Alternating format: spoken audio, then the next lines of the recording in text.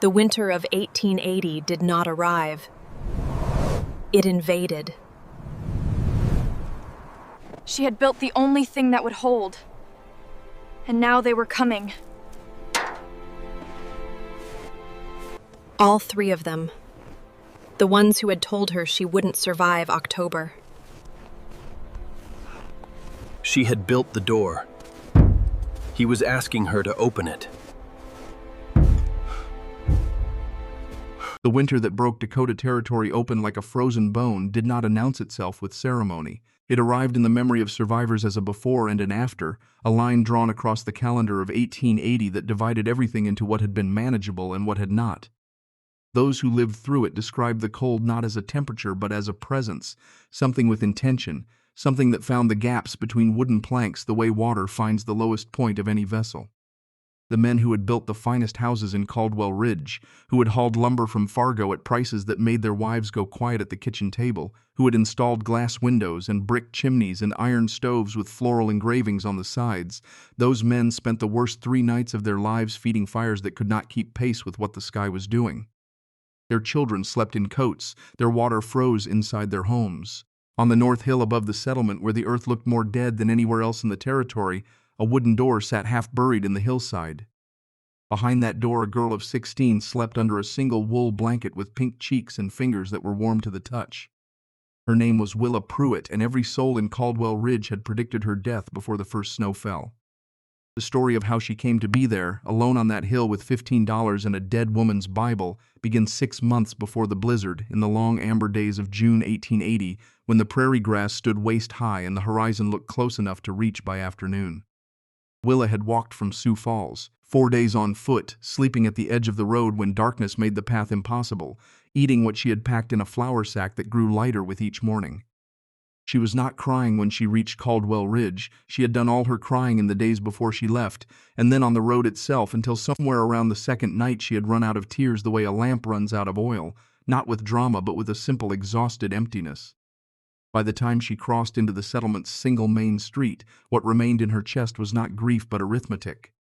She had $15 sewn into the hem of her skirt. She had a Bible that had belonged to her mother, dead since Willa was 8 years old. She had the clothes she wore. She had a pregnancy that was just beginning to show, and she had no husband, and she had no plan except the one that Grandma Hetty had described to her in the kitchen of a Kentucky farmhouse 6 years ago when Willa was 10, and the world had not yet arranged itself into the specific cruelty of her current circumstance. Caldwell Ridge was not a generous place. No frontier settlement was not truly, though the men who founded them liked to speak of community and Christian duty when the weather was good. The town had perhaps 200 residents in the summer of 1880, spread across the flat and the low rises around it, connected by a single mercantile store, a church with a bell that someone rang with more enthusiasm than skill every Sunday, a blacksmith operation, and the invisible social architecture that governs all small communities, the architecture of who belongs and who does not. Willa Pruett, arriving on foot with no wagon and no husband in a midsection that told its own story, did not belong. She pushed open the door of the mercantile and stepped into the smell of flour, tobacco, and the particular mustiness of goods that had traveled a long way to reach somewhere that felt like the edge of everything. The man behind the counter was Silas Webb, a cautious person by nature, the kind of man who survived difficult situations by declining to take positions on them. His eyes registered Willa's arrival with the careful neutrality of someone calculating the correct response. Around the store, 3 other conversations stopped with the abruptness of a clock striking an unexpected hour. Aldous Merritt was standing at the far end of the counter, one thumb hooked in a suspender, the other hand resting on a bolt of fabric. He was 44 years old and built like someone who had once worked very hard and now employed people to work hard for him. His coat was wool, well-fitted, the kind purchased in a real city. He owned the largest cattle operation in 50 miles of Caldwell Ridge, a 2-story house with a proper porch, glass windows on every floor, and the settled confidence of a man who had never been wrong in any way that mattered to him. He looked at Willa the way he looked at weather that was inconvenient, something to be managed and moved past. Young woman, his voice had the texture of a Sunday sermon, warm on the surface, granite underneath. This is not suitable territory for a woman traveling alone. And certainly not for a woman in your particular condition. The Christian course of action would be to return to your family. Willa's hands tightened around the strap of her flour sack. She felt the familiar pressure of other people's certainty bearing down on her, the weight of a world that had already made its decisions. My family showed me the door, sir. The Homestead Act says any citizen can claim 160 acres. Vernon Haas, who had been examining a jar of nails with the focused attention of a man who assesses everything by its craftsmanship, let out a short sound that was technically a laugh. He was 52, with hands like carved oak and the permanent squint of someone who has spent decades measuring wood against light. In 30 years of carpentry, he had built more structures in this region than any other man alive, and he carried that fact the way some men carry a weapon, always at hand, ready. You'd have to work it, girl. Wind here pulls the nails right out of walls. First winter takes you before the first thaw. From across the store came Cordelia Spence, the minister's wife, moving with the particular efficiency of a woman who had appointed herself the moral bookkeeper of an entire community. Her dress was black and seemed to absorb light from the room. Her eyes assessed Willa with the speed of a ledger being balanced. She was carrying nothing in her hands except intention. There is an orphanage in Lincoln. You could deliver the child to decent people and begin again with a clean name. The offer was made with such perfect gentleness that it took Willa a moment to feel the edge inside it. Something had been hardening in Willa's chest since before she left Sioux Falls, something that had started as grief and compressed itself through the long days of walking into a different substance entirely. She thought of Grandma Hetty, who had never in her life waited for someone else's permission to survive. She thought of the gnarled hands that had shaped the earth of a Kentucky hillside into something livable, something warm, something that had sheltered Hetty through 20 winters before the old woman had come down to the valley to be near family in her last years. She thought of what Hetty had said, sitting in the kitchen with a cup of something bitter, watching Willa's 10-year-old face, trying to understand why anyone would live in a hole in a hill when there were proper houses available. Earth doesn't fight the weather, child. Earth absorbs it. That's the whole lesson. If you ever learn it, you'll be all right. Thank you for your concern, Willa said, with a precision that was not quite warmth. I'll be staying. The three of them exchanged a look above her head, the compressed communication of people who share a fixed view of the world, a look that said without sound, "This poor fool won't see October." She claimed the parcel on the North Hill that same afternoon, filing with Webb, who recorded the transaction with the care of a man documenting something he expected to read as a cautionary tale later. The land was the worst available. Hard clay soil, not a tree in sight, no surface water, the wind channeled directly across it from the northwest with nothing to interrupt it for 40 miles. It was what you could get when you had no capital, no letters of recommendation, no husband, and no history in a place.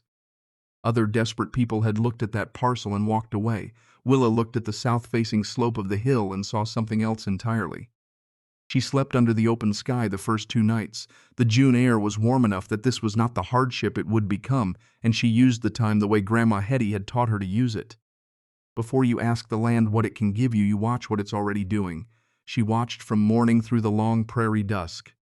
The wind came from the northwest without fail, which meant the south face of the hill was sheltered. The sun struck that slope from 7 in the morning until 5 in the afternoon, direct, unobstructed, storing energy in the clay the way a bank stores deposits. The grass root system, she could see from the section she pulled up with her fingers, was dense and interlocking, a fibrous net that held the soil together under pressure. This was not loose dirt that would collapse. This was earth that had been compressing itself for centuries. On the 3rd night, she opened her mother's Bible to the back page, where Grandma Hetty's handwriting filled the margins in the careful, slightly crooked letters of a woman who had taught herself to read at 30 and treated every written word with the respect of something hard-won. The notes described a dugout cabin, the kind that Hetty had built in the Kentucky mountains when she was young before the valley drew her down. Dig horizontal into the hillside, not vertical like a well, face the door south, roof with living earth, not dead timber.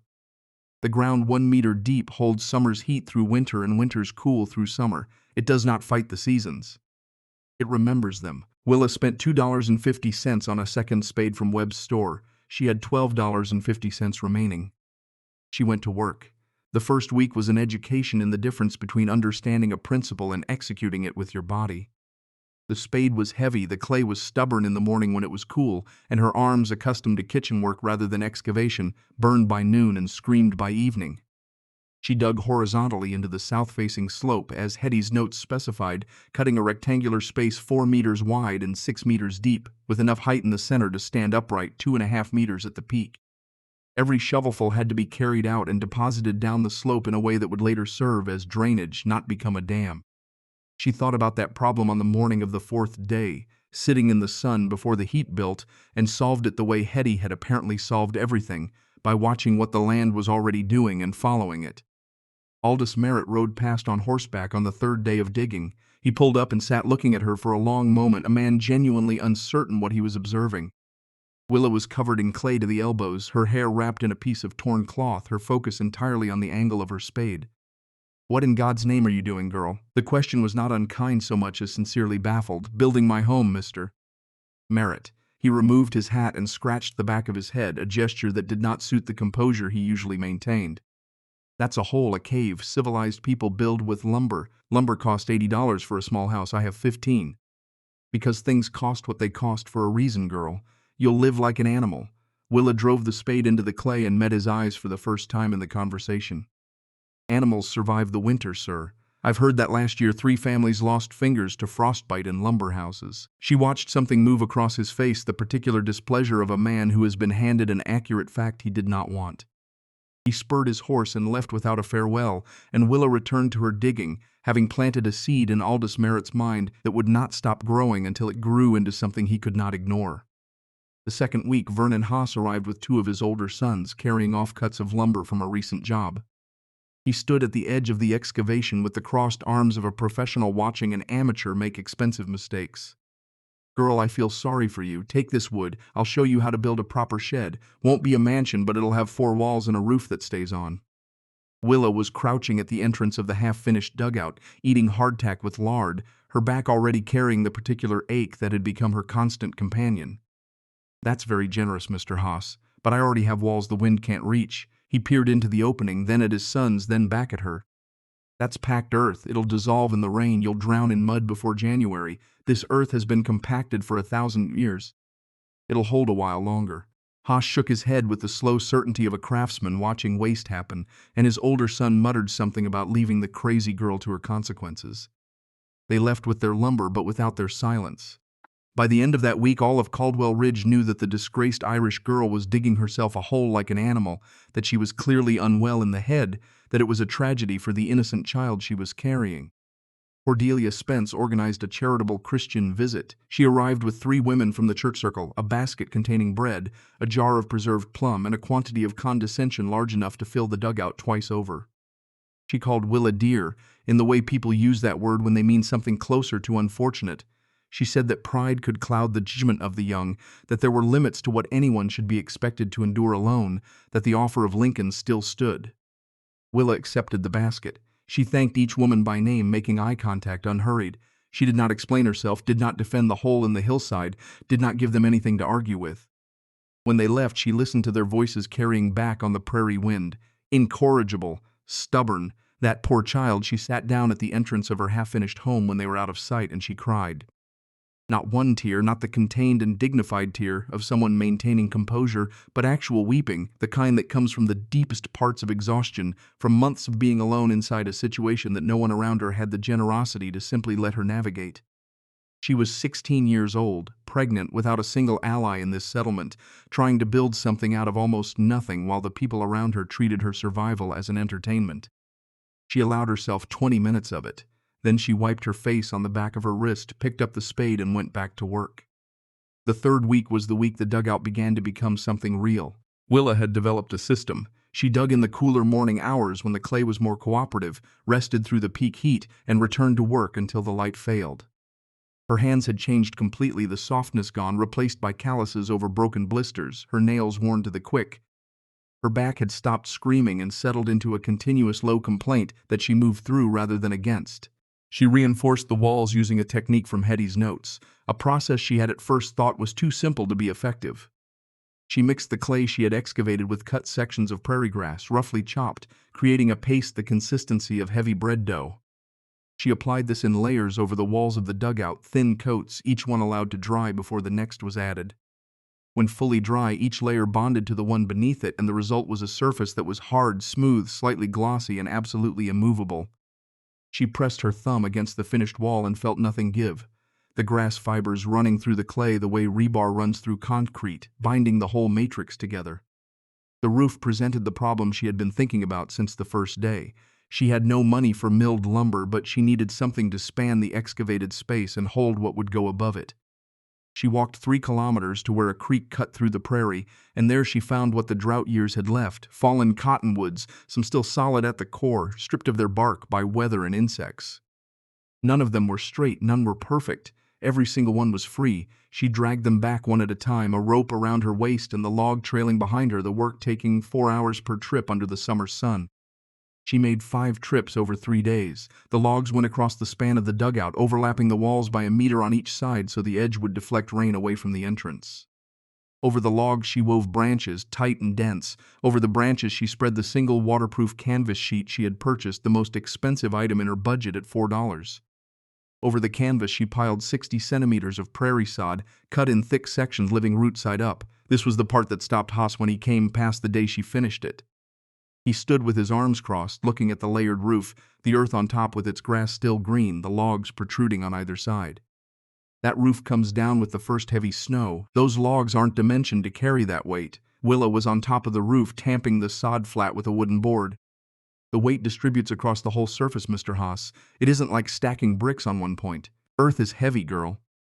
Heavy is heavy. I know, that's why I use 6 beams instead of 4. He shook his head, said something under his breath about funerals, and walked away. The roof did not come down. The root systems in the sod began to knit together within weeks, binding the cap into a single continuous living layer that would only get stronger as the months passed.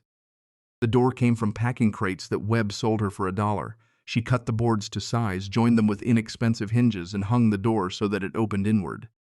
This detail mattered more than it appeared to. When a winter wind struck an outward opening door, it tried to tear the door free. When it struck an inward opening door, it pressed the door more firmly into its frame. The wind would help seal her home rather than threaten it. She had thought about this for 2 days before committing to it, lying awake on her pallet of prairie grass, listening to the summer night sounds, running through Hetty's notes in her memory, cross-referencing them against what she had observed about how the wind moved across the hill at different hours. For windows, there was no glass in her budget. She cut 2 openings in the south wall, each roughly the size of a large book, and stretched paper that had been soaked in rendered lard across wooden frames she built from scraps. The lard treatment made the paper translucent and partially waterproof. Light came through in a soft, diffuse way, not the crisp rectangle of glass, but enough to work by, enough to see your own hands. The wind did not come through. She dug the floor 15 centimeters lower than the entry threshold, creating a single step down from the door into the living space. The principle was one that Hetty had described with the pragmatic clarity of someone who understood physics through experience rather than textbook. Cold air is heavier than warm air. It settles. If the floor sits in a depression relative to the entry, the cold that enters when the door opens will sink to the floor level, while the warmth generated inside will rise to the level where a person sits, works, eats, breathes. She lined the floor with flat stones carried from the creek bed, each one chosen for its smoothness and its density. Dense stone absorbs heat slowly and releases it slowly, which meant the floor would store the afternoon sun that came through the south-facing windows and give it back through the night hours when no sun was available. The heating system was where she spent the most careful thought and the most irreplaceable money. The blacksmith, a taciturn man named Fowler who had never once initiated a conversation with her, had a damaged iron barrel sitting in the corner of his shop, dented, leaking at 2 seams, scheduled for the scrap pile. She bought it for $2 and paid 30 cents more for him to weld the leaking seams closed.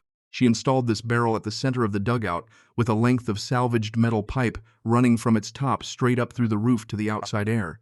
A simple chimney that would pull smoke cleanly out without any of the complicated draft problems that brick chimneys created when the wind came from an unexpected direction. Before placing the barrel, she dug a pit beneath its position. 1 meter deep, 1.5 meters across, filled with creek stones chosen for their size and density. This was the part that Grandma Hetty had called her battery, not in those words. The word battery meant something different to Hetty, who expressed the concept as, the stones hold the fire's gift long after the fire sleeps.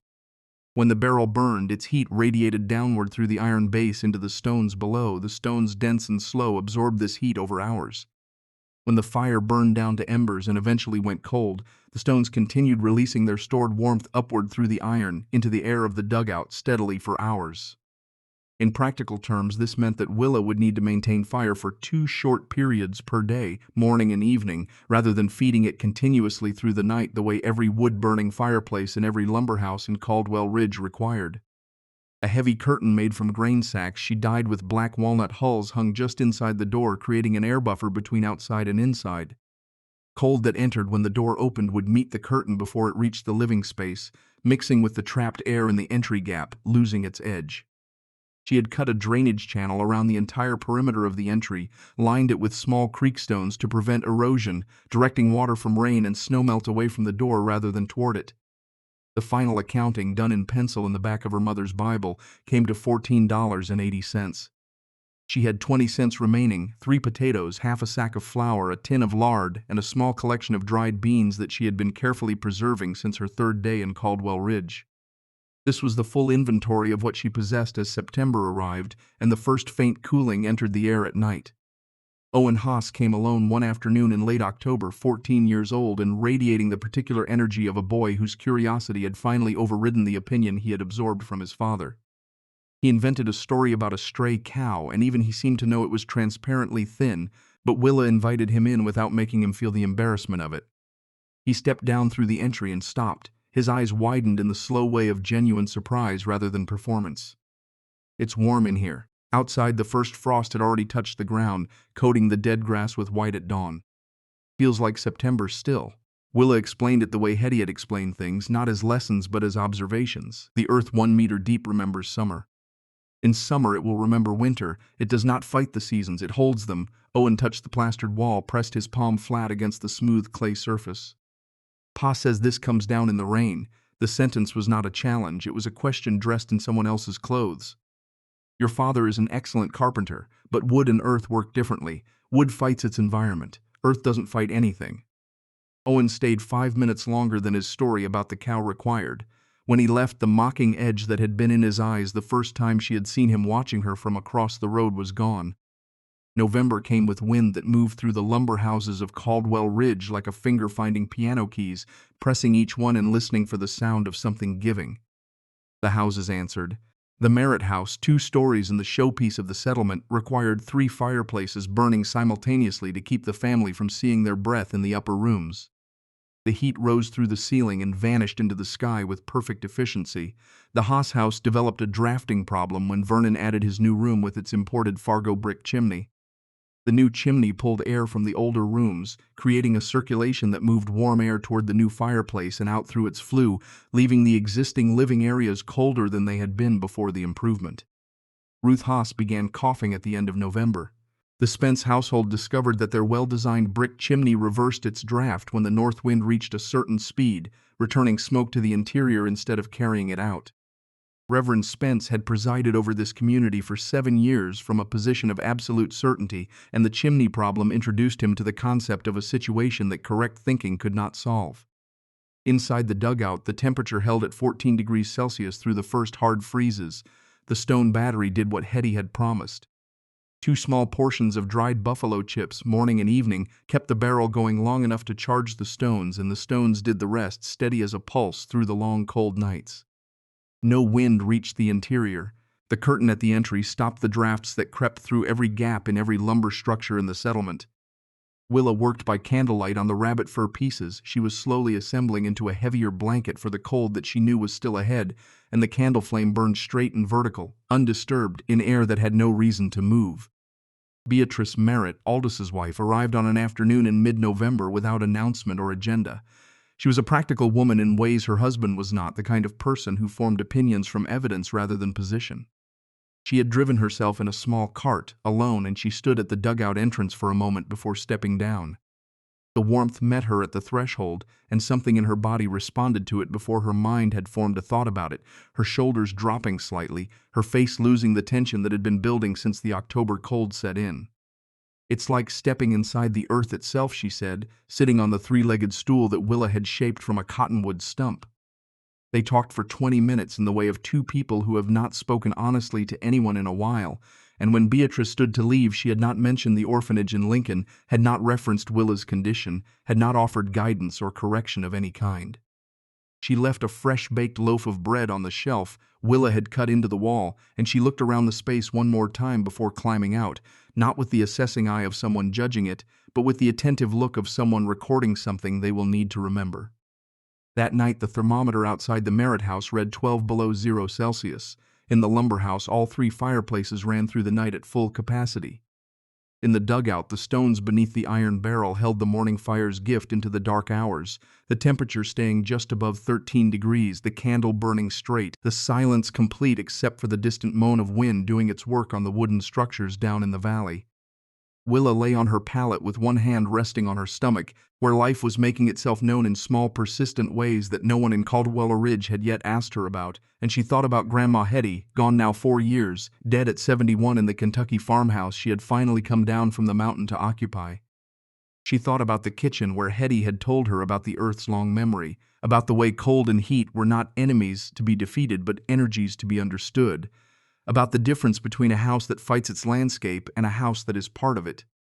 She thought, I don't know if this is enough. I've done everything the note said. I've done everything I could see to do. The cold coming is colder than anything Hetty knew in Kentucky, and I am alone, and I have 20 cents and some flour, and in 3 months there will be a child in this space who has no choice about whether any of this works. She allowed the fear its full presence for the length of 3 slow breaths. Then she exhaled it the way the stones exhaled heat, slowly giving it away without drama. She was here, the dugout was finished, the stones were charged, the door sealed. Whatever the winter brought, she had done what she could do, and what she could not control was not available for worrying about. Not tonight, not when the candle burned straight, and the walls held the warmth that the summer had stored in the patient, unremarkable earth. Outside, the prairie wind worked its fingers into every seam of every lumber house in Caldwell Ridge, and the settlement answered with creaks and whistles and the sound of expensive material under strain. On the North Hill, nothing moved. The dugout sat in its slope, invisible almost, breathing slowly, the earth above it untroubled by what the air was doing. Old Decker, who had lost 3 fingers to the winter of 1866 and had been watching the sky with the attention of a man who respects the capacity of weather to kill, walked into Webb's Mercantile on an afternoon in late September and stood for a moment before speaking. Everyone in the store waited because Decker said few things, but none of them were wrong. Beavers built their dams higher than I've seen in 20 years. Squirrels have been working double since August. Canada geese left 3 weeks early. He looked at each face in turn.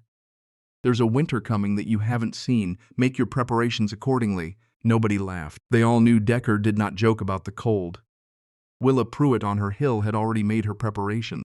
She had done it with a spade and $15 and the handwritten notes of a woman who had learned from the earth directly, who had passed that knowledge down through the years and across the miles to the one person in Caldwell Ridge who was desperate enough and humble enough and clear-eyed enough to use it. The winter of 1880 was 3 weeks away. Word count 3:47, that's under target. Let me continue without break to complete part 1. The days shortened with the mechanical indifference of the calendar, each one losing a few more minutes of light at both ends, the darkness pressing in from the east before supper was finished. Willa tracked the change not by any timepiece, she owned none, but by where the sun's angle through the south-facing paper windows hit the stone floor in the afternoon. By late October, the light came in lower and more direct, reaching further across the floor than it had in summer, a compensation written into the geometry of the Earth's tilt. The stones absorbed it. She watched this happen with the satisfaction of someone watching a system work the way it was designed to work. She was preparing in ways that had nothing to do with the physical structure. The dugout was finished. The question now was what went inside it, and whether it would be enough to sustain a person and then 2 persons through whatever came. She set the rabbit snares herself, having traded 5 minutes of watching a trapper demonstrate the technique for a jar of the plum preserves that Cordelia Spence had left. The first attempt produced nothing. The second produced a footprint. The 5th produced a rabbit, and Willa stood over it in the early morning frost with shaking hands, not from cold but from the particular emotional confusion of being grateful for something you have also just killed. She bled it and skinned it the way she had watched it done once at a farm outside Sioux Falls, the memory imperfect but sufficient. The meat went onto a wooden rack inside the dugout where the airflow from the entry kept things cool and dry. The skin went onto a frame of willow branches she had bent and tied. Over weeks, more skins accumulated on their frames. She was assembling something. She dug roots. Burdock came up in the low area near the creek, heavy and starchy, ugly as boots, tasting of something between turnip and dirt if you boiled it long enough.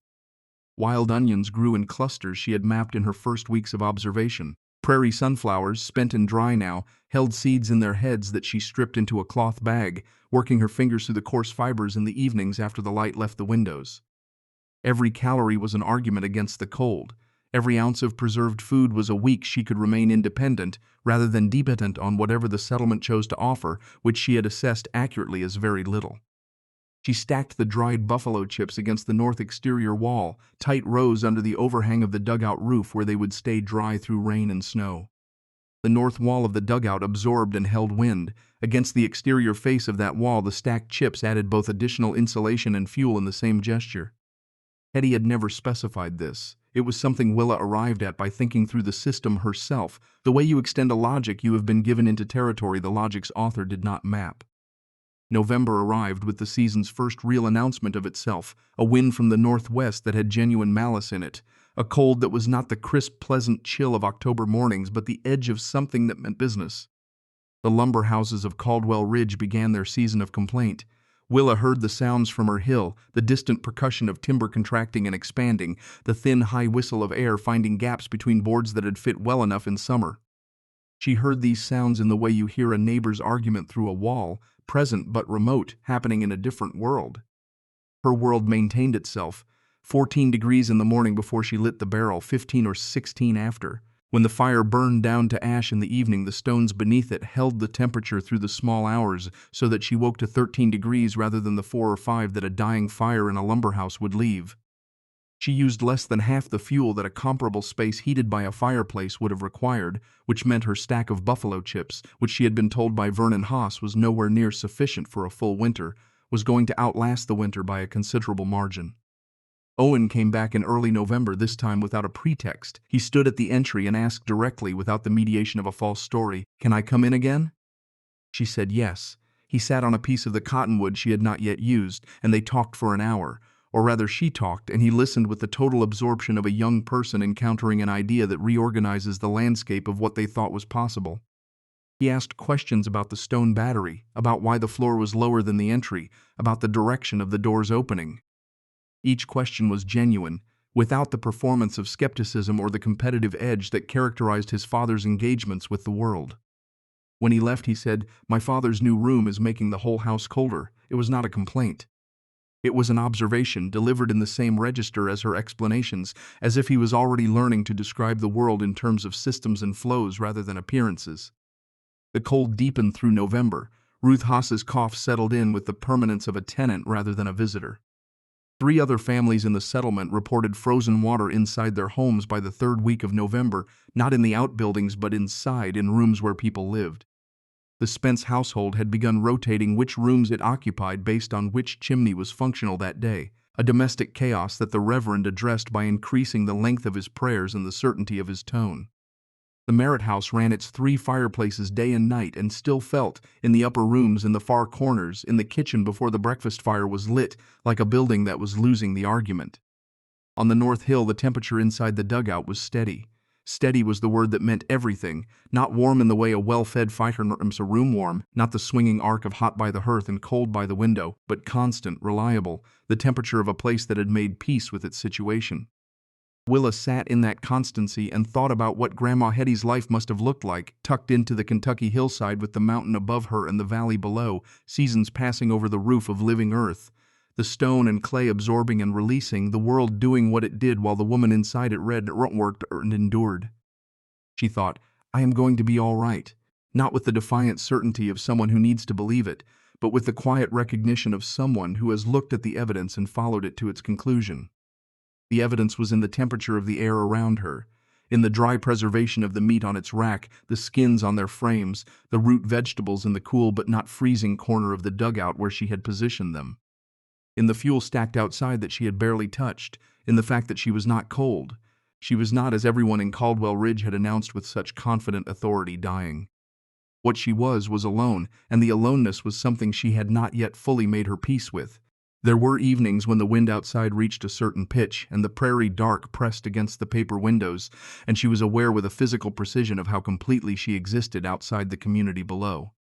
How there was no one in that settlement who would notice, for some days at least, if something went wrong.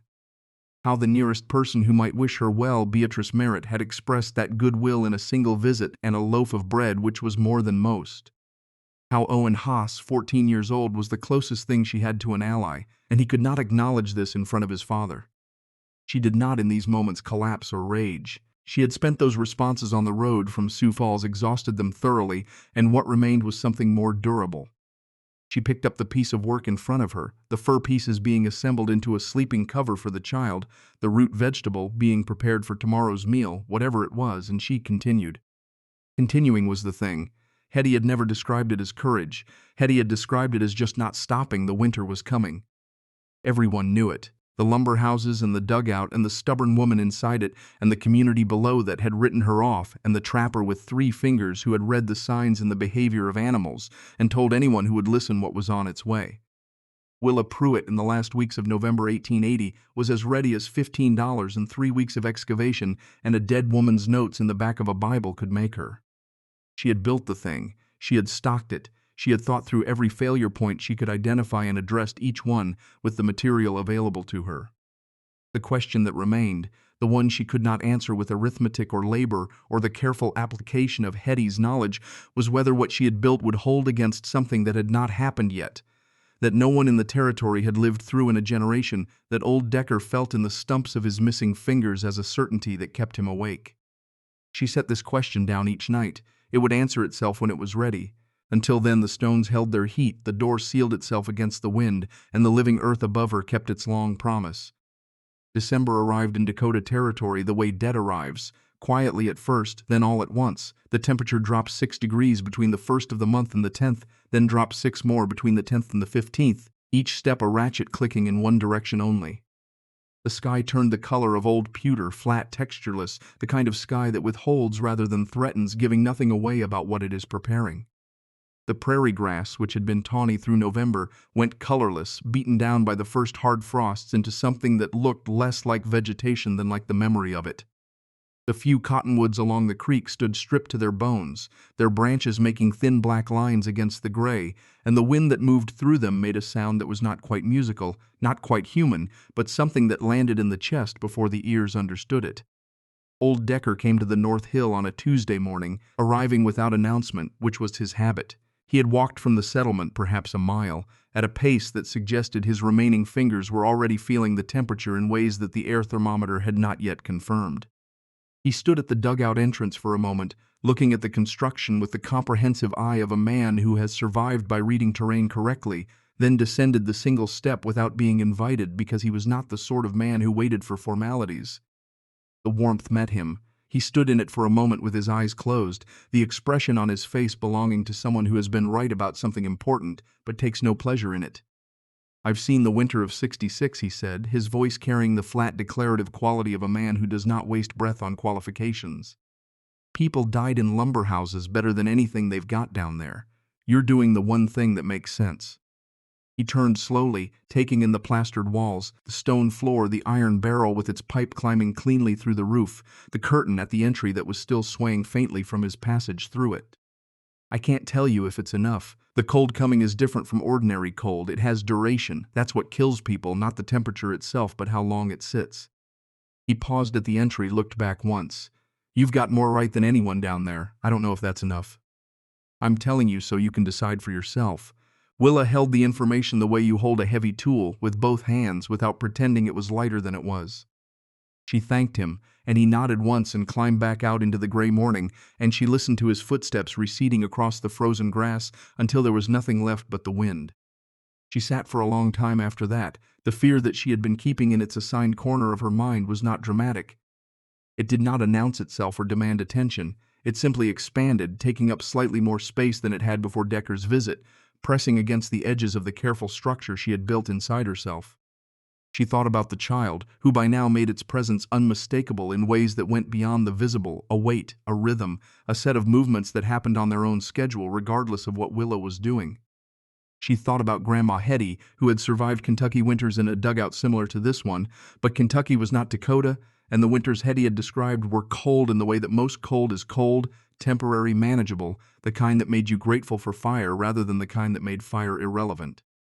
She thought the stones hold 2 hours of fire for 6 hours of warmth. The walls hold 1,000 years of compression.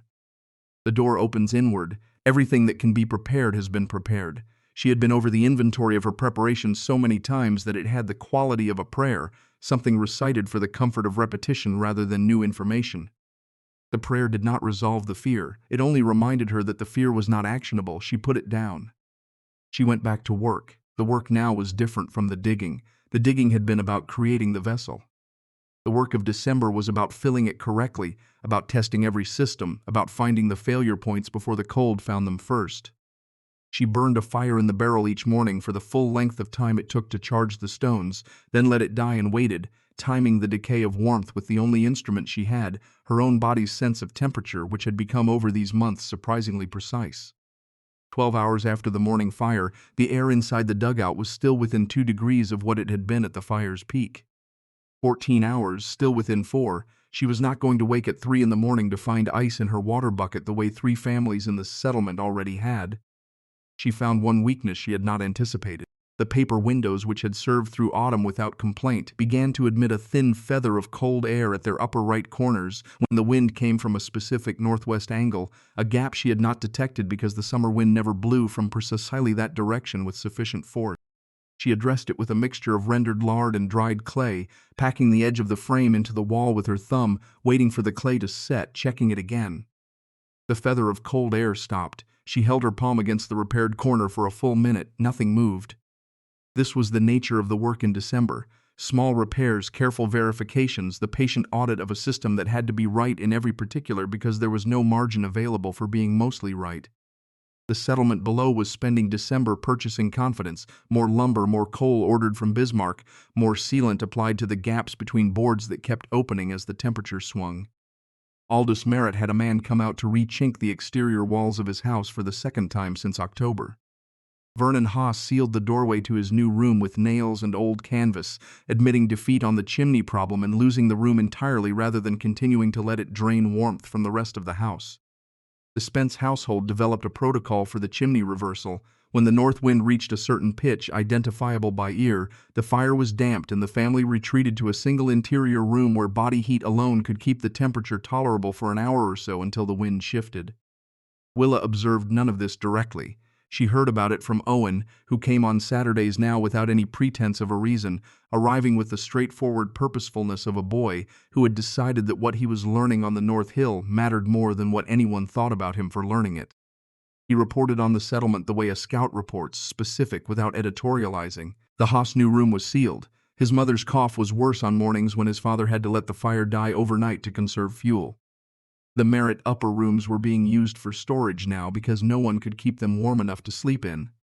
Willa listened to these reports with the full attention she gave to everything that constituted data. Not with satisfaction, not with any trace of the vindication she might have been entitled to feel, but with the focused interest of someone trying to understand a system well enough to predict what it would do next. "The problem isn't the fuel," she said one Saturday afternoon, sitting across from Owen in the 14-degree interior while outside the temperature had dropped below zero for the first time that season. "The problem is that a lumber house loses heat through every surface simultaneously. You can't put enough heat in to replace what's leaving through the walls, the floor, the ceiling, the gaps around the windows. The fire is fighting the whole building all the time." Owen was quiet for a moment, turning this over. "Our house is losing," he said finally. It was not a question. News arrived by way of a postal rider in the second week of December, a rider who came through Caldwell Ridge from Bismarck and left behind a newspaper 3 weeks old along with the verbal information that the telegraph operators in 3 stations north of them had been reporting temperatures and conditions that had not been seen in recorded Dakota history. The newspaper's coverage of agricultural regions elsewhere in the territory described unusual animal behavior, beaver dams built to heights as not observed in living memory, migratory patterns disrupted by weeks, livestock showing the kind of agitation that preceded severe weather. Old Decker, who could not read, had already told Caldwell Ridge everything the newspaper said. The paper confirmed what his fingers had already known. Aldous Merritt ordered a 4th wagon load of lumber on the strength of the newspaper report, intending to build a secondary cladding on the exterior of his house, an additional layer of boards to trap air between itself and the original wall. The lumber was coming from Fargo and would arrive by the 20th. It did not arrive by the 20th. The courier who came through on the 21st reported that the Fargo roads had been impassable since the 19th, which was the same day Willa had noticed that the shadows on her south-facing slope arrived an hour earlier than they had the week before, the angle of the pale winter sun shifting in its slow arc, delivering less each day to the stones that needed it. She responded to this by lengthening her morning fire by 40 minutes. The stones would not receive as much from the sun through the windows. The fire would compensate. She adjusted. The system was not fixed. It was responsive, and her understanding of it had deepened over the months to the point where she could feel its needs the way you eventually feel the needs of any living thing in your care. On the 20th of December, she was lying on her pallet in the evening when the child moved in a way it had not moved before, a long rolling motion rather than the quick specific kicks that had become familiar over the past weeks. She lay completely still with her hand flat against her midsection waiting. The motion came again. It was the kind of sensation that reorganized everything around it, that made the dugout and the stones and the barrel and the temperature a secondary fact behind the primary fact of this separate life conducting itself on its own terms, in its own time.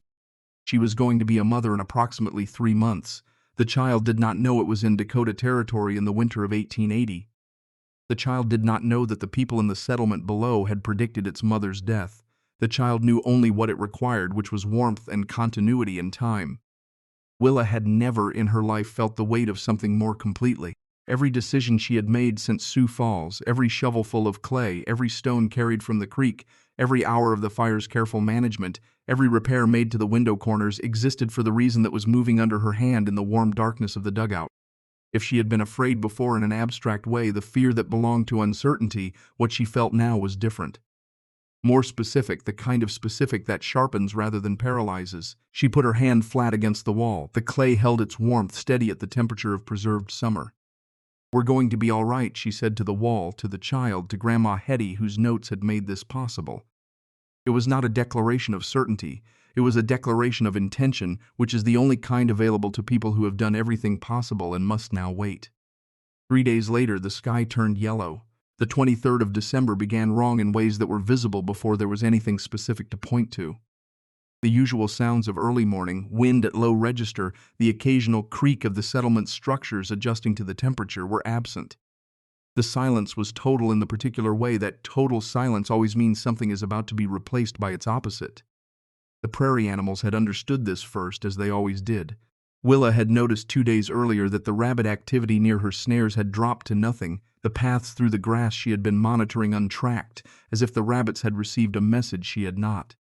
By the morning of the 23rd, even the small birds that normally moved through the dead grass were gone, not migrated in their seasonal pattern but simply absent, grounded somewhere below the earth's surface in whatever shelter a prairie bird uses when it knows. The sky yellowed by 9 in the morning. Not the yellow of an interesting sunset, not the yellow of pollution or smoke, but the yellow of something biologically wrong, the color that the most experienced people in the territory associated with specific dread. Old Decker, who had already said everything he had to say, had nothing to add. He was in his own small house at the edge of the settlement with his door sealed and his shutters closed and sufficient fuel stacked inside with him for 4 days, which was more than he expected to need. By noon, the temperature had dropped 20 degrees in less than 4 hours. The arithmetic of that rate, if you thought it through to its conclusion, was not comfortable. By 2 in the afternoon, the snow had arrived, not the snow of a normal winter storm, not flakes with their individual geometries descending in a comprehensible way, but something that was technically snow only because it was frozen water falling from the sky.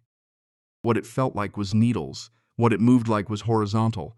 The wind driving it had reached a velocity that made the difference between shelter and no shelter equivalent to the difference between alive and not alive. By 4 in the afternoon, visibility from the settlement's main street was 3 meters. By 6 it was less. The world had contracted to the space immediately around each person's body, a white screaming envelope of driven ice that communicated with great efficiency what it would do to anything organic that remained exposed to it. In the Merritt house, the evening of the 23rd was a controlled emergency. All 3 fireplaces were burning at full capacity. The lumber Aldous had ordered had not arrived. He moved his family into the 2 rooms closest to the central chimney, abandoning the upper floor entirely. By 8 that evening, the temperature in those 2 occupied rooms was tolerable if you kept your coat on. In the rooms above, the temperature was falling toward the point where water freezes.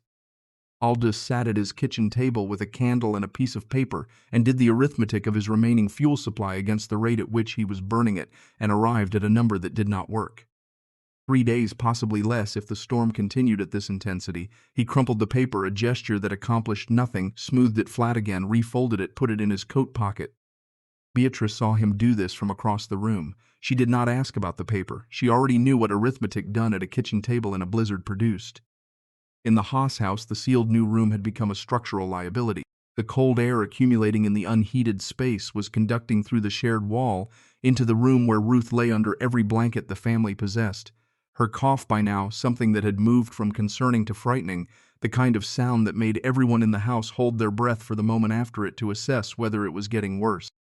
Vernon sat on the edge of the bed with his wife's hand in both of his, a large man with a craftsman's heavy hands holding something fragile, staring at the wall as if he could see through it to the sealed room beyond and the cold gathering there. Owen sat in the corner with his back against the warmest interior wall, his knees drawn up, listening to the blizzard do its work on the exterior of a house his father had built, and that was in every way that mattered tonight insufficient. The Spence household had made the mistake of trying to use the problematic chimney on the first night of the blizzard. The north wind was at a speed that guaranteed reversal, and within 20 minutes of lighting the fire, the smoke had returned to the interior with total commitment. Silas Spence, who had spent his adult life in the service of certainties, discovered that faith did not alter the direction of smoke. They extinguished the fire, opened a window for 60 seconds to clear the air, and closed it again. The temperature in the house began falling immediately toward the ambient outside temperature in the specific and measurable way of a structure that has no functioning heat source. Pearl, 9 years old, sat in her mother's lap, wrapped in everything Hester could layer over her, and she said that her feet felt funny, and Hester pulled off the child's shoes and held Pearl's feet between her palms and rubbed them with steady, focused pressure, and the feeling came back and Pearl stopped mentioning it, because she could read her parents' faces well enough to understand that this was not the moment to add to their difficulty. Hester held her daughter tighter, and Pearl let herself be held, and outside the blizzard announced what it was with the clarity of something that has no interest in being misunderstood. On the North Hill, the sound of the storm was real, but different in character from what the settlement experienced. It was audible, not the contained silence of a sealed room, but not the full assault of the open prairie.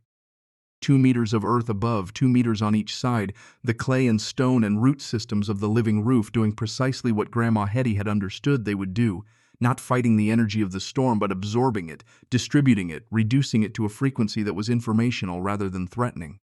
Willa lay on her pallet with her coat on, not because she needed it, but because she had put it on before lying down and saw no reason to remove it, listening to the blizzard narrate itself through the earth above her head. The temperature inside was 13 degrees. The stone battery, charged that afternoon before the storm fully committed, was releasing its stored heat at the rate it always released it, steady, unhurried, indifferent to what was happening outside. The candle on the shelf she had cut into the east wall burned without visible disturbance. She ate. A portion of dried rabbit, boiled prairie root, hardtack softened in the broth, tea made from the dried herbs she had collected through September. She ate with attention, tasting each element, not rushing. There was something important in eating slowly, something that had nothing to do with the food itself. It was a statement about the nature of her situation, a declaration that she was not in crisis, that the act of sitting at her own small table in her own home that she had built with her own hands and eating the food she had prepared with her own judgment was not a desperate improvisation, but a life, however modest, being lived on its own terms. The storm's first night passed over the North Hill like a wave over a stone. The stone noticed. The stone was not moved. The second day of the blizzard brought what Decker had told her to expect. Duration, the wind velocity had not decreased through the night, which meant this was not a storm that had spent its energy in the first dramatic hours. It was a storm with reserves, the kind that covered 1,000 miles of prairie and had been accumulating its force for days before it arrived, the kind that killed not by peak intensity but by persistence, by the slow exhaustion of fuel supplies, by the gradual defeat of structures that could resist for a night but could not resist for 3. The temperature outside reached 38 degrees below 0 Celsius by the second afternoon, a number that belonged to a different category than ordinary cold, the category where exposed skin begins to die within minutes, where metal becomes brittle, where the lungs object to breathing the air directly. The Merritt fuel situation deteriorated according to Aldous' arithmetic. By the second afternoon he was burning at the minimum rate that kept the occupied rooms above freezing, and the margin was narrowing with each hour. The upper floor of his 2-story house was now a chamber of frozen air, and the frost on the interior of the glass windows on that floor was a 1/4 inch thick. He had built that house at considerable expense specifically to signal to the settlement that he was a man of substance. The house was now telling him something about itself that he had not been present to hear when the lumber was going up, something about the fundamental transaction between a wooden structure and a Dakota winter, a transaction in which the wood always pays more than it intends to. By the second night, water had frozen in a ceramic pitcher sitting on a bedroom dresser 12 feet from a burning fireplace in the Merritt house. Beatrice found it in the morning, brought it to show Aldous, set it on the kitchen table between them without a word. He looked at it for a long time. He was a man who had built his identity on the management of situations, on having more resources than a situation required, on being the person that other people came to when their resources failed. The frozen pitcher was a fact that his resources could not alter. He was running out of fuel in a storm that was not running out of anything. In the Haas household, the second day brought the crisis that Vernon had seen coming in the color of his wife's face. Ruth coughed through the night, not the cough of irritated membranes but the deeper cough of compromised tissue, a sound that Vernon recognized as something he could not build or repair. Owen sat with his mother through the darkest hours, holding her hand, talking to her in a low voice about spring, about the garden she wanted to expand, about the new chicken she had mentioned wanting in the fall. He was 14 years old, doing the work of keeping someone present in their body through an active narrative, through the simple human insistence that there was a future worth staying for. Ruth held his hand and listened, and the cough came in its waves and receded and came again. The sealed new room was conducting cold through the shared wall at a rate that no amount of blankets stacked against the wall's interior surface could fully counter. Vernon had hung everything he could find against that wall: coats, extra canvas, a folded rug, a saddle blanket. The cold came through anyway, the way principle comes through argument, patient, indifferent to what is placed in front of it. He sat on the floor with his back against the warmest wall, which was the interior partition wall between the two oldest rooms of the house, the wall farthest from any exterior surface, and he thought about the North Hill. He had been trying not to think about the North Hill for 2 days. He thought about it anyway. In the Spence house, the second night without a functioning heat source had reduced the interior temperature to the point where breath was visible in every room. Silas Spence prayed with the sincerity of a man who has exhausted his other options, and the prayers were genuine, whatever their result, because the situation in front of him had stripped away everything that had been performance in his faith and left only the part that was actual. Pearl was warm in her mother's arms, Hester maintaining the heat of her own body as a resource she distributed directly to her daughter, holding the child against her chest through the night, sleeping in brief intervals, waking to check that Pearl was breathing, that Pearl's color was good. The child slept with the deep confidence of someone who trusts entirely in the person holding them. Hester did not feel that she deserved this trust fully, but she accepted the responsibility of it absolutely. By the morning of the third day of the blizzard, the temperature outside had reached 40 below. The number was almost conceptual, belonging to a register that the human body could not meaningfully distinguish from 38 below or 42 below, because the differences were academic at temperatures where the result was the same regardless. What was not academic was the fuel remaining in the Merritt house, which Aldous had calculated twice and whose answer had not changed. What was not academic was Ruth Haas's condition, which had not improved in any hour of the 2 days she had been fighting the cold of her own house. What was not academic was the reality that the Spence family was sitting in a house with no functioning chimney in a blizzard that was 40 degrees below zero, held together by a mother's arms. Willa fed the stone battery its morning charge on the third day of the blizzard, with the attention she brought to everything that required getting right. She measured the buffalo chips by weight in her palm, the practice of months having given her a calibration that required no instrument. The fire took hold with the clean efficiency of dry fuel burning in a properly drafted enclosure. She watched the flame for a moment, the color and steadiness of it, the way the pipe above pulled the smoke with consistent authority, then turned to her breakfast, which she prepared without haste in the 14-degree air of her home. The storm's pitch outside had not diminished. It had found its cruising altitude, the sustainable velocity of a system with a great deal of prairie left to cross, and it was crossing it. Willa listened to the tenor of the wind through the earth above her head and understood that this was the center of the blizzard's duration, not the peak but the long flat middle, the part that Decker had warned her about. She thought about the families in the settlement, not with satisfaction, which would have been a corruption of everything she was trying to be, but with a clear-eyed practicality that acknowledged what was happening in those lumber houses without pretending it was not happening. The Merritt fuel supply was running down. She had done the math herself, not from any private knowledge, but from the observable facts of the house's size, its window area, the number of its fireplaces, the publicly known quantity of the last lumber delivery. The Haas house had a sick woman in it and a structural problem that had not been solved. The Spence house had a chimney that did not work when the north wind exceeded a certain speed, and the north wind had exceeded that speed continuously for 3 days. She was not certain they would come. People in crisis often could not accurately assess what direction relief lay in. Pride was a form of blindness, one she understood from her own experience of it, the way she had felt on the road from Sioux Falls when the thought of asking for anything from anyone had felt like a second exile layered on top of the first. She had gotten past that, or perhaps the pregnancy had gotten her past it by making the stakes too high for the luxury of pride. She did not know if Aldous Merritt could get past it. She did not know if Vernon Haas, who had 30 years of expertise behind him and had spent months treating her like an instructive cautionary tale, could get past it when the alternative was his wife's health deteriorating in a frozen room. She knew one thing that she held without judgment: if they came, she would open the door. This had not been a decision she had reasoned her way to. It was not the product of moral calculation or the desire to demonstrate something. It was something simpler, something that came from Grandma Hetty, in the same way the technical knowledge had come from Hetty, not as instruction but as example. Hetty had never asked whether the people who came to her door in Kentucky were worthy of the warmth she offered. Warmth was what she had, the door was there to be opened, the two facts connected without requiring anything in between. On the morning of the fourth day, the blizzard exhaled, not ended, not retreated, but paused the way a wave pauses at its highest reach before it returns.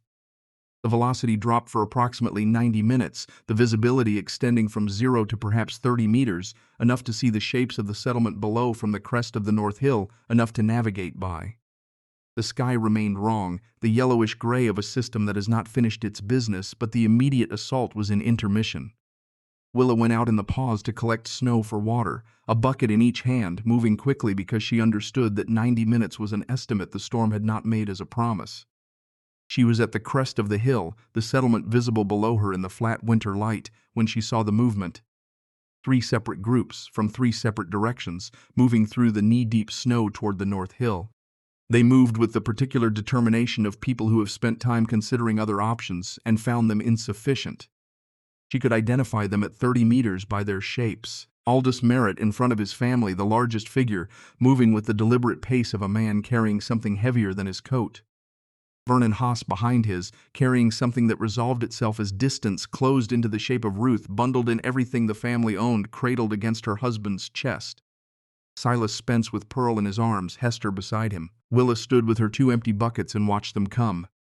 She understood in that moment what it had cost each of them to take this direction, what it meant for a man like Aldous Merritt to walk toward the Hillside home of the girl he had told to leave, what it meant for Vernon Haas to carry his sick wife toward the dugout he had declared structurally unsound.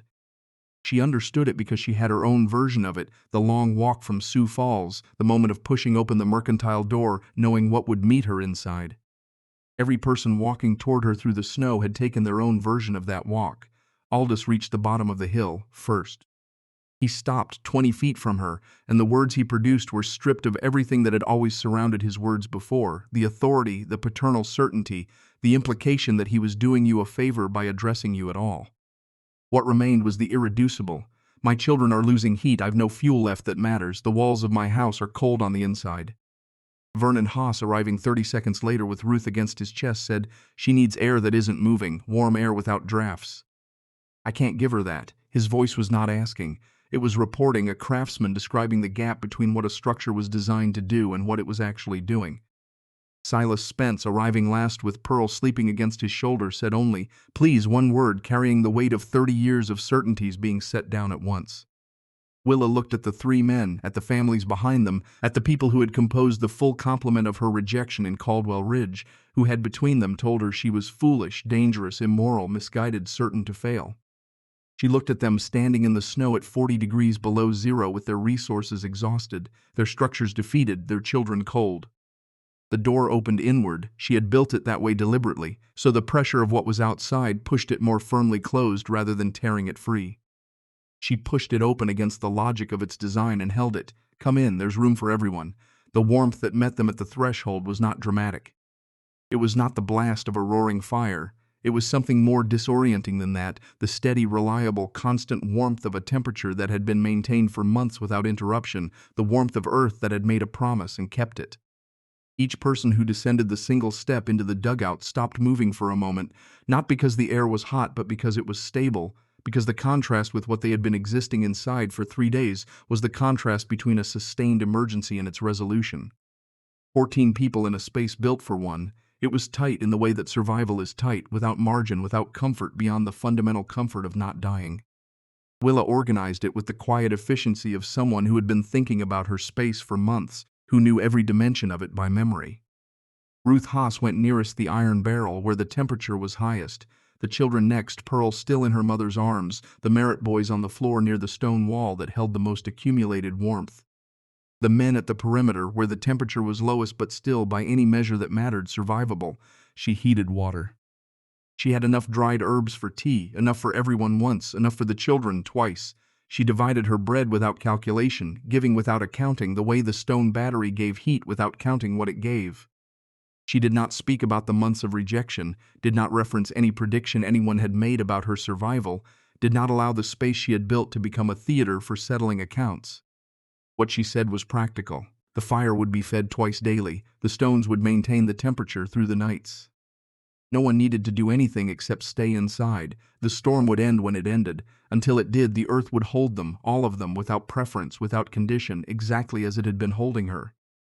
Vernon Haas sat against the plastered wall with Ruth's head against his shoulder, her breathing slower now, the cough already less frequent in the clean, still air, his carpenter's hands resting in his lap, his eyes moving across the construction around him with an expression that was not simple enough to be called humility.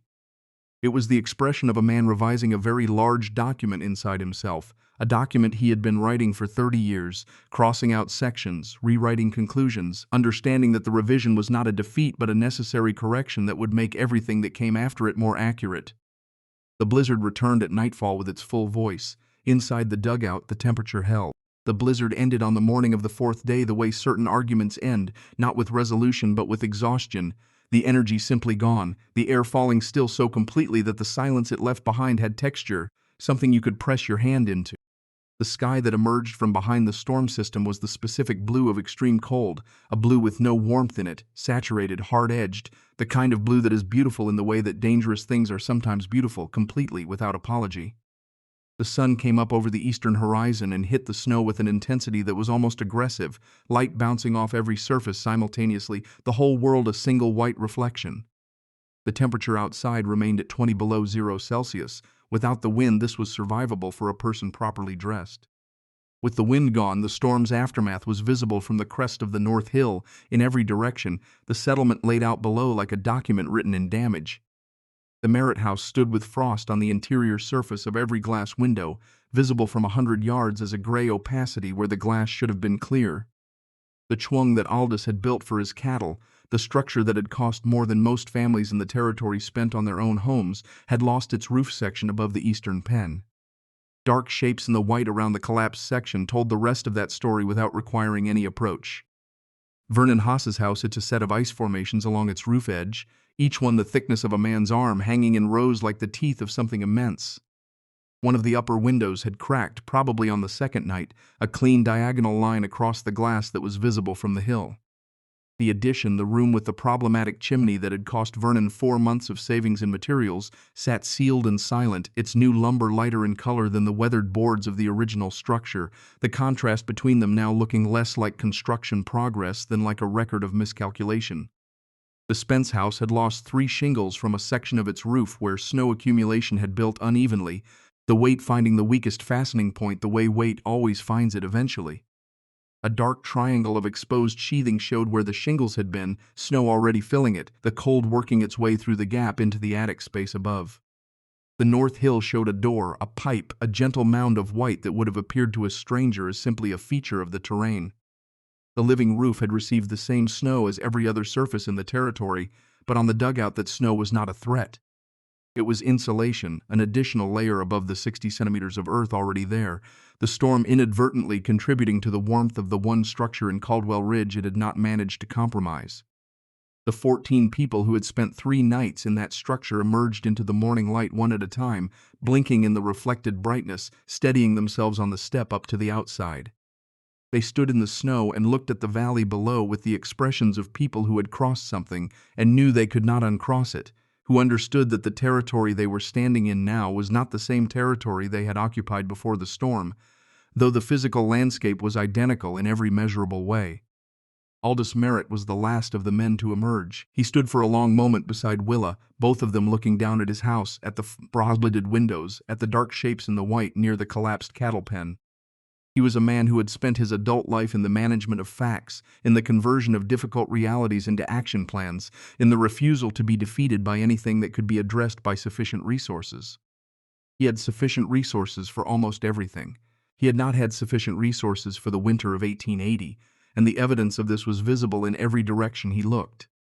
He turned to Willa. His face had lost the particular set it usually wore, the arrangement of features that communicated authority before he opened his mouth. What was there instead was simply a face, a man in his mid-40s who had spent 3 nights sleeping on a stone floor in a space he had once described as appropriate only for animals, who had watched the temperature inside that space hold steady while the temperature inside his own house had dropped to the point where water froze on bedroom furniture. "You were right," he said. The words were precise, undecorated, offering nothing more than the fact they contained, not about everything. About the thing that mattered. The earth holds what wood cannot. He extended his hand and Willa took it, and the grip between them was the kind that substitutes for a longer conversation, that contains within its pressure everything that neither party needs to say aloud because both understand it completely. Beatrice Merritt, standing a few feet behind her husband, caught Willa's eye over his shoulder. There was no expression on Beatrice's face that could be easily named. It was the expression of a woman who had seen something she expected to see, who had visited the North Hill on a November afternoon and understood something her husband had not yet understood, who had waited through months for the gap between those two understandings to close. She nodded once. Willa nodded back. The families descended to the settlement in the order they had arrived the morning before, moving in single file along the packed trail they had made coming up, the trail now the only clear path through snow that reached the thigh in places. Ruth Haas, who had slept 8 hours without coughing in the clean, still air of the dugout, walked down the hill on her own feet with Vernon's arm around her shoulders.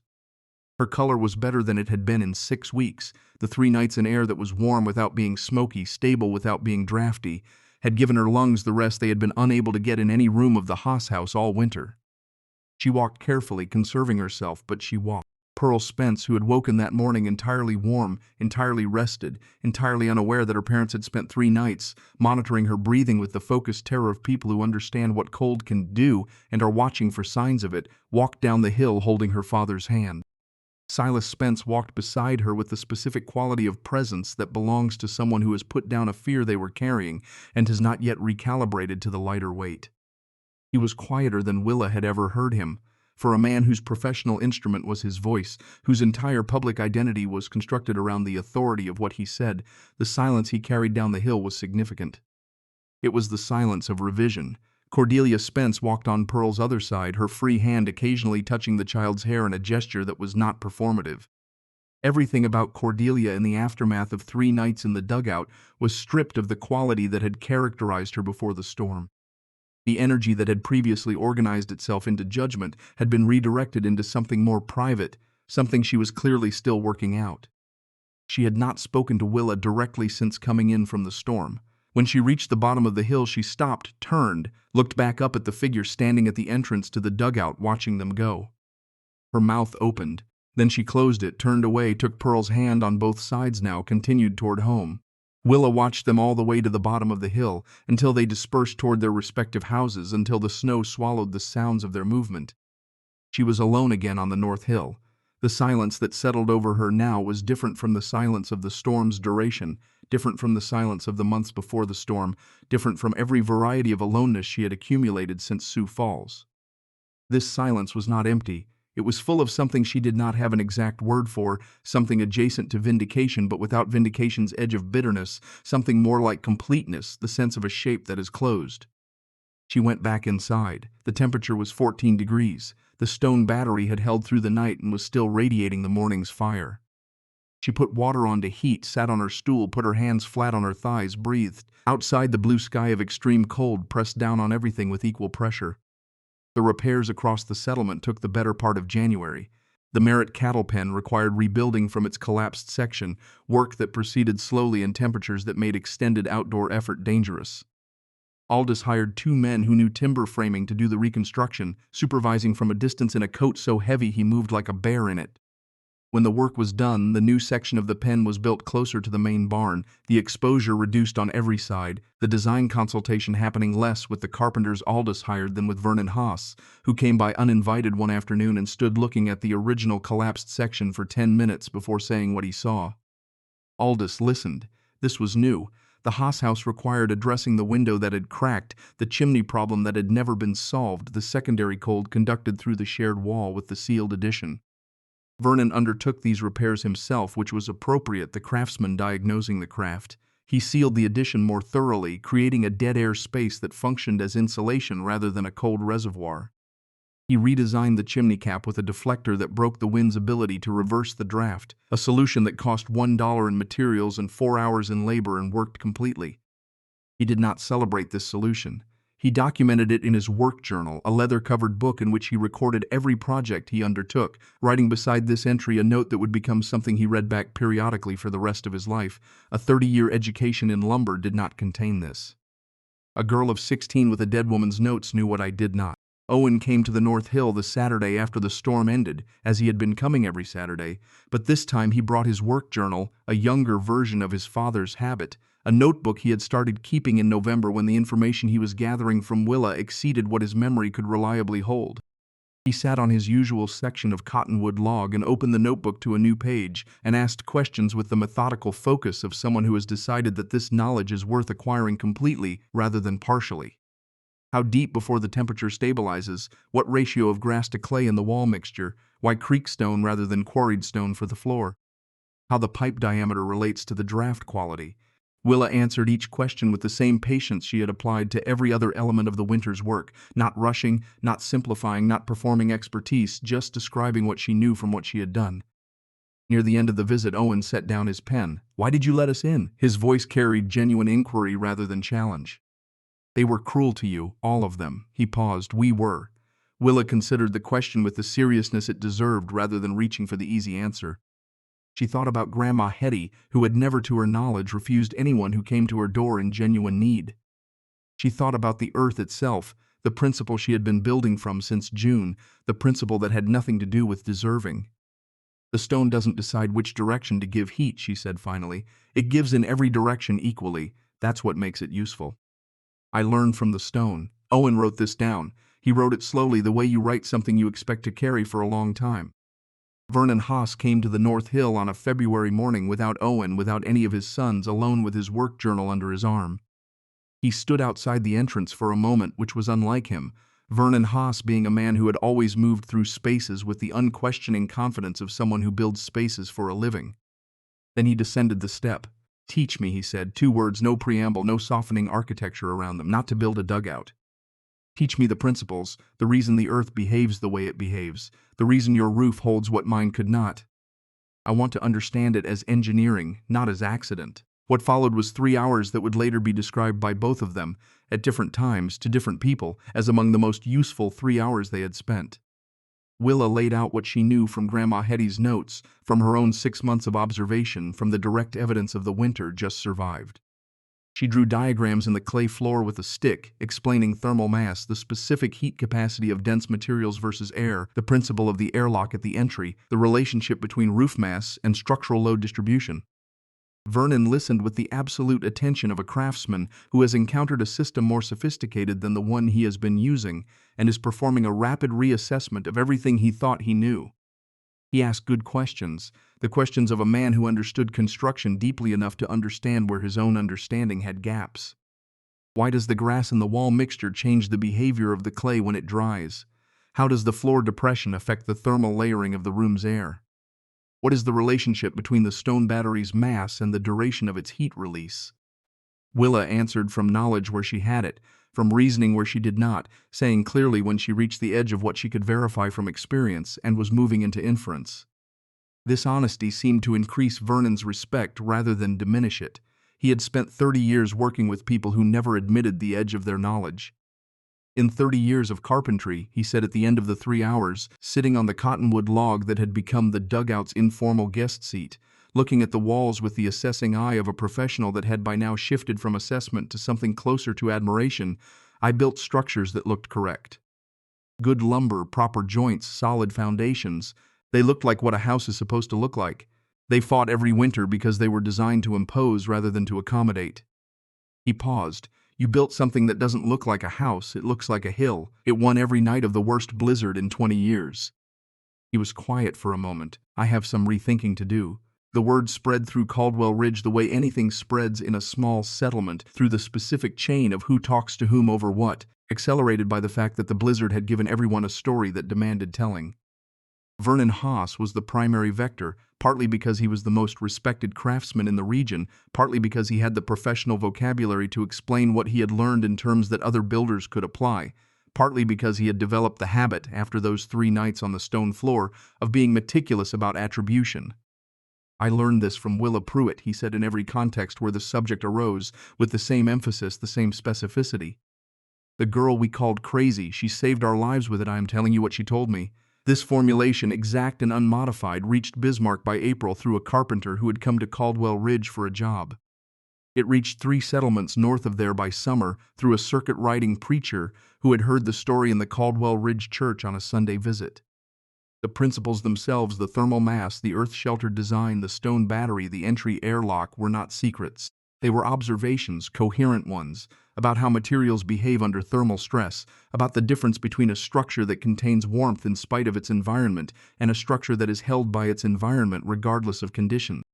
They could be applied at various scales: a partial earth berming on the north side of a timber house, a stone floor in an existing structure, a roof garden that added mass without requiring a full excavation. Vernon Haas understood how to translate Willa's principles into forms that the lumber-building tradition could accommodate, and this translation work was, in its own way, a contribution. He was careful never to let the translation obscure the source. In every conversation he started with Willa Pruett's name. The girl from the North Hill. The girl who knew what the rest of them did not. April arrived with the specific relief of a season that has been waited for through genuine hardship, the warmth more noticeable than it would have been in an ordinary year because the cold that preceded it had been more thorough than ordinary cold. The snow receded from the south-facing slopes first, as it always did, and Willa's south-facing slope was among the earliest to show the pale green of new growth pushing through the wet dark earth, the roots of the living roof recommitting to the surface, the prairie reasserting its continuity. The birth happened on the 14th of April, which was a Thursday, cold still at night, but with a daytime temperature that for the first time since October felt like possibility rather than survival. Beatrice Merritt arrived first, having been told by Willa 2 weeks prior, without drama, that she would welcome company when the time came. Ruth Haas came an hour later, her color fully returned, her cough gone, moving with the restored energy of someone who has recovered from a long illness by receiving exactly the rest she needed rather than the inadequate substitute she had been offered before the blizzard intervened. The birth was not easy. No birth is, but it proceeded in air that was warm without being stifling, quiet without being frightening, the stone battery having been charged that morning to maintain the temperature that had kept Willa through 7 months of a historic winter. The 2 women who attended her knew what they were doing. Beatrice had delivered 4 of her own children and assisted in 3 others. Ruth, who had raised 5, brought the calm of someone who understands that this process is terrifying in its particulars but trustworthy in its arc. The child that arrived in the middle of the afternoon was a boy with hair so dark it looked wet, a color that would lighten over the coming weeks to the warm brown of his mother's own hair, but in those first moments was almost black. His voice announced his presence with a clarity that suggested he had been practicing. Willa held him in the 14-degree air of her dugout, the air that had not once in 7 months dropped below 12 degrees, the air that the earth itself had maintained at the temperature of survival, and she looked at his face with the expression of someone who has carried a fact as abstract knowledge for months and is now encountering it as a physical reality. She named him Samuel. The name meant heard in the oldest reading of it, the name given to someone whose existence was the answer to a prayer. Willa was not certain she had prayed. She was certain she had asked, in the specific practical way of someone who approaches the earth rather than the sky with her most urgent questions, asked it with a spade in June and with careful fire tending through January, asked it with 6 months of attention and preparation and the refusal to believe that the answer was going to be failure. The earth had heard. Samuel was the evidence. Aldous Merritt came to the North Hill the following week, the first time he had been there since the morning after the blizzard, when he had descended through the snow with his family toward the assessment of the damage below. He came in the late afternoon when the spring light was still good, when the south-facing slope had dried enough to walk without losing your footing in the mud. He carried nothing except himself, which for a man accustomed to arriving with the resources that gave him his position was itself a kind of statement.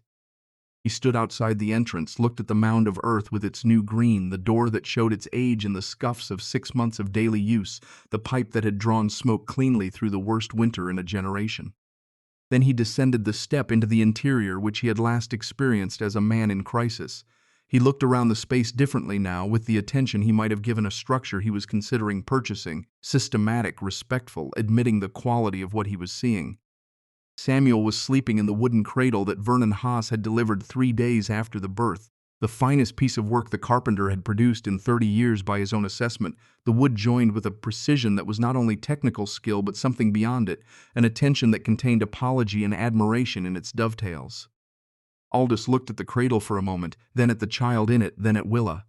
"I have a proposal," he said, with the directness of a man who has decided that the indirection he previously used with Willa had been a mistake of category, treating her as someone who needed managing rather than engaging. "There are 4 families in the county who came to me after the blizzard. People I know, people with land, people who watched what happened to my house and the Haas house and understand that the way they've been building is going to keep failing them every hard winter. They want to build differently. They don't know how." He paused. "I told them I knew someone who did. I'd like your permission to send them to you." Willa was quiet for a moment. She looked at Samuel sleeping in the cradle, at the walls of her home that had held everything she needed it to hold through everything the winter had sent. She thought about the calculation involved, the time such consultations would require, the energy, the fact that she was 3 weeks out from a birth and had a farm to develop and a life to construct, all of it. Then she thought about Vernon Haas sitting in this space with his work journal open, his 30 years reconsidering themselves in real time. She thought about Owen, whose notebook was filling up with principles that he would carry into a career that had not begun yet. "Send them," she said. "There's no fee. Tell them to bring their own questions." Aldous nodded, the nod of a man who expected this answer but needed to hear it. He looked around the space one more time. "My wife was right," he said, "about what this place is." He climbed out into the April afternoon, moving with the deliberateness of a man who has revised something large and is still adjusting to the revision's weight. By the following summer, 3 families in the surrounding area had built earth-sheltered structures using principles Willa had explained to them directly or through Vernon's translation of them. The results were not identical to the dugout on the North Hill, each adapted to the specific terrain and circumstances of its location, but they shared the fundamental insight: the earth is not a medium to build upon in spite of. It is a medium to build with. The distinction between those 2 relationships was the difference between a structure that fought every season and a structure that was carried by the earth through all of them. Cordelia Spence came to the North Hill on a morning in late April, alone, walking up the slope in the mud of the spring thaw with the deliberate pace of someone who has decided to do something difficult and is not going to be deterred by the physical challenge of the approach. She stood outside the entrance for a long moment. Then she came down. She sat on the cottonwood log. She looked at Samuel in his cradle. She looked at her hands. "I said things to you when you arrived," she began, and then stopped, reorganizing. "I did not see you. I saw a category that I had already decided about, and I placed you inside it, and I addressed the category rather than the person." She raised her eyes. "I would like to ask your forgiveness if it is something you are willing to give." Willa had known this visit was coming, not from any specific intelligence but from the logic of how Cordelia Spence worked, a woman who operated on principle, who had applied her principles incorrectly against Willa, but who, once the incorrectness became undeniable, would need to address it on principle. "You're forgiven," Willa said, not as a concession, not as a performance of magnanimity, as a fact. The forgiveness had existed before Cordelia arrived to ask for it. The asking was for Cordelia's benefit rather than Willa's. This was worth understanding. Cordelia sat for another few minutes, not filling the silence with anything, which was unusual for her. When she left, she climbed the step to the outside with a careful dignity, steadied herself on the slope, walked down the hill without looking back. At the bottom, her posture changed slightly, something in the set of her shoulders releasing what they had been carrying up and down the hill. She walked toward home in the April mud with the specific quality of a person who has done what needed doing. The summer of 1881 was warm, which meant the earth above the dugout stored warmth the way it had been designed to, absorbing the season's long days of direct sun into the dense clay and stone, holding it against the coming cold, doing what Willa had trusted it to do when she was building under summer sky in June of the previous year. The garden on the roof, planted in April in the rich soil of the living cap, grew with the enthusiasm of vegetation that has access to unusual resources. The roots of the plants drew moisture from the depth of the earth below, where the water table was more stable than at the surface. The soil above the dugout was deeper and denser than the surrounding prairie grade, better than most garden soil in the territory. By August, the rooftop was producing vegetables in quantities that made people from the settlement stop on the road below the hill to look up at it. Owen came every week through that summer, sometimes with questions for his notebook, sometimes without questions, sometimes with 2 or 3 younger boys from the settlement who had heard things about the North Hill from the older ones. Willa answered their questions when they had them, let them look when they came to look, allowed the space to be understood on its own terms by whoever showed up to understand it. She did not teach in the manner of a person performing expertise. She described what she knew, cited Grandma Hetty consistently, made clear that the knowledge she had applied was not original to her but inherited, that it had come through a chain of people who had been paying attention to the same earth for generations before her. This attribution was important to her in a way that was not about modesty. It was accurate. Grandma Hetty had not invented thermal mass. The principle existed in the construction traditions of multiple American communities going back further than anyone had recorded, people who had understood the Earth's behavior before the vocabulary of engineering existed to describe it, who had applied the knowledge not as innovation but as inheritance. Willa had inherited it from Hetty, who had inherited it from the people who built before her in the Kentucky mountains. The chain mattered. Following it back was the same kind of work as following the water from the creek to its source, not academic but practical, a way of understanding where the knowledge actually came from so that you could trust it correctly. The winter of 1881 was cold but not historic. The dugout held through it without a vent, which was the best possible account of a winter from the perspective of someone living in an earth-sheltered structure. No drama, no crisis, no moment where the system was tested to its limit. Just warmth, steady, reliable, proceeding through the cold months the way all genuinely good things proceed when they are working correctly, without requiring attention, without asking to be noticed, simply being what they were. Samuel grew. He grew in the warm air of the dugout through his first winter, sleeping in his cradle on the stone floor that held the day's warmth into the night, waking to the temperature that did not vary by more than 2 degrees whether the sun was up or not. His first outdoor experiences were on the roof of his home, in the spring of his first year, crawling in the garden his mother had planted there, pulling at the vegetation with the exploratory energy of a child who does not know that the earth under his knees is also the ceiling of the room where he sleeps. He would know this eventually. It would shape in ways neither he nor Willa could yet trace, how he understood the relationship between a person and the land they occupy. The years that followed built themselves the way the dugout had built itself, deliberately, each addition considered, each expansion serving a purpose rather than asserting presence. A second room excavated at a right angle to the first, creating an L-shaped interior that allowed separation between the sleeping area and the workspace without requiring any additional heating infrastructure, the stone battery serving both rooms through shared thermal mass in the connecting wall. A small extension for the 2 goats Willa purchased in the summer of 1882, protected through winter and summer alike by the same principles that protected the main structure, producing milk through seasons that would otherwise have interrupted production. Caldwell Ridge changed around the hill rather than the hill changing to suit Caldwell Ridge. The change was not dramatic, not a wholesale conversion but a gradual incorporation, the way any genuine improvement works its way into practice through individual decisions made by individual people who have seen the evidence. A family north of town built their new house with an earthen berm on 3 sides, the north face almost entirely submerged, the south face fully windowed.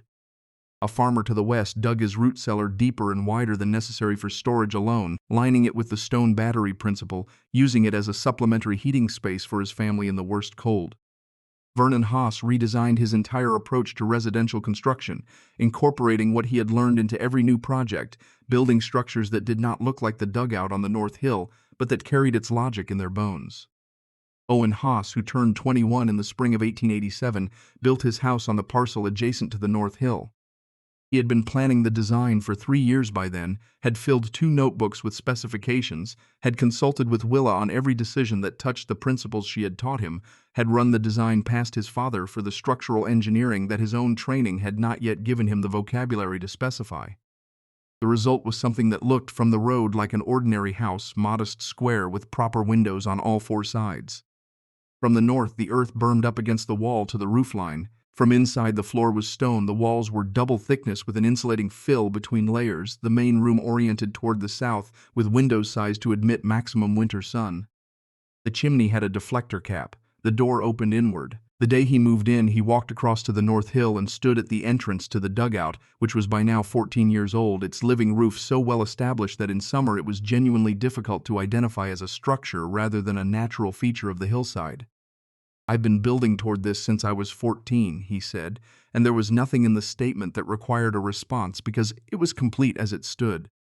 Willa looked at the house he had built across the hill from her own, at the earth bermed along its north face, at the southward orientation she could read from any angle.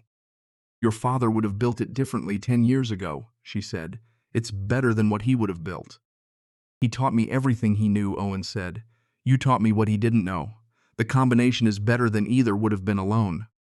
He paused. He says that himself, often. This was true. Vernon Haas had developed in the years following the blizzard a way of talking about the winter of 1880 that he repeated in many contexts and that not change in its essential formulation regardless of who he was talking to. He had been building for 30 years when a 16-year-old girl with $15 showed him what he had been missing. He was a better craftsman for the humiliation, not despite it, because of it. The long life that followed the winter of 1880 was not free of difficulty. No life is, and Willa Pruett was not the kind of person who required the record to show otherwise. There were seasons when the garden failed, when the goats were sick, when Samuel was ill with the ordinary illnesses of childhood, and she sat by his pallet through the long nights in the warm stable air of the dugout and waited for the fever to break. There were years when the isolation of the North Hill weighed on her in ways that the stability of the temperature could not address, when the practical sufficiency of what she had built did not reach the parts of her that required something other than practical sufficiency. She understood these years as part of the ledger, not as evidence against the life she had chosen, but as the cost of any life that has been genuinely lived rather than merely survived. What the years returned consistently was this: the earth held. Through the blizzards of 1886 and 1888, through drought summers and flood springs, through the full range of what Dakota territory distributed to the people who had decided to make their lives on it, the dugout on the North Hill held its temperature within 2 degrees of what it had held in January of 1881. The stone battery worked, the living roof worked, the door that opened inward worked. The system that Grandma Hetty had described in the margins of a Bible and that Willa had applied with a second-hand spade to a hillside no one else wanted had worked every day for 58 winters without requiring anything except the attention that any home requires from the person who lives in it. Willa Pruett died in October of 1938, on an afternoon that had the particular quality of the best October afternoons in Dakota. The sky is blue as extreme cold but warm, the light at the angle that makes everything it touches look slightly more itself than usual. She was 74 years old. She had lived in the dugout she built at 16 through the entirety of the years between, expanding it, maintaining it, teaching from it, watching it teach others who taught others, in the long chain of knowledge transmission that begins whenever one person pays the right kind of attention to the right kind of thing. Samuel was outside with the grandchildren when she died, his voice carrying through the earth above her as a low continuous sound, the sound of a life in progress in the world above. The last thing she heard was that sound, filtered through the clay and root and stone of the living roof she had built when she was young enough to believe that everything was still possible, which it had turned out to be. The last thing she saw was the ceiling, the plaster she had applied with her own hands at 16, the layers of clay and grass that had set into something harder than either material was alone, undisturbed by 58 winters, by every blizzard and drought and the full ordinary weight of half a century of occupation. It had not cracked, it had not shifted. It held exactly as the earth it was made from had held through everything without complaint, without requiring anything more than to be understood correctly. The earth does not ask whether you deserve its warmth. Grandma Hetty had written in the back of a Bible in the careful letters of someone who had learned too late that written words could carry what spoken ones could not across time and distance. It only asks whether you are willing to come inside. Willa Pruett had come inside, she had stayed. In staying, she had made something that outlasted her, that continued in the structures built from her principles, in the notebooks filled with her explanations, in the people who had walked down a hill in the snow after 3 nights on a stone floor carrying something they had not possessed when they walked up it. She had made something that the winter of 1880, the most lethal winter in Dakota Territory's recorded history, had not been able to unmake, though it had tried with everything it had. The October afternoon continued outside the dugout, unhurried, the light moving at its patient angle across the hill, across the garden, across the living roof with its late-season grass, across the settled land of a life that had been built correctly from the earth up, with the understanding that a structure which works with what holds it will always outlast a structure that tries to hold itself.